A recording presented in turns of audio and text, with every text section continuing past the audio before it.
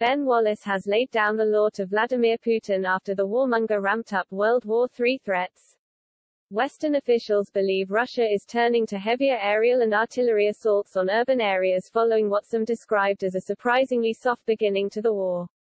At first, only around half of Russian units stationed on Ukraine's border were believed to have been deployed. This figure is now understood to be closer to 80%. What is reported to be a 40-mile military convoy of tanks and military vehicles headed towards Kyiv, though apparently stalled in recent days, is a sign of a move towards heavier force. On top of this, the Kremlin has warned any attempt to establish a no-fly zone over Ukraine, so far rejected by Western leaders, would be considered an act of participation in hostilities and would escalate the conflict, raising fears of a Third World War.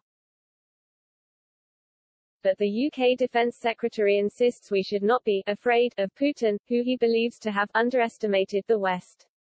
Mr. Wallace told the Sunday Telegraph, "The thing to say to Putin is don't underestimate us, don't test us." History is littered with authoritarian leaders underestimating the wider West and the United Kingdom. He clearly underestimated the international community. He added, "We must not be afraid of Putin. He is acting irrationally and inflicting horrors on Ukraine. But if we stick together and refuse to be intimidated, then I believe he will fail." Foreign Secretary Liz Truss issued a similar message in an exclusive interview for the Sunday Express. In this, she hailed the fact the world is largely uniting against Putin, whom it is determined to see fail. Ms. Truss said, "We all agree he cannot succeed in Ukraine. The human cost already is horrendous and terrible, and it has shattered the European security settlement, so we need to step up our efforts." She accepted the cost of sanctions in Britain will not go unnoticed, but suggested the costs outweighed the benefits.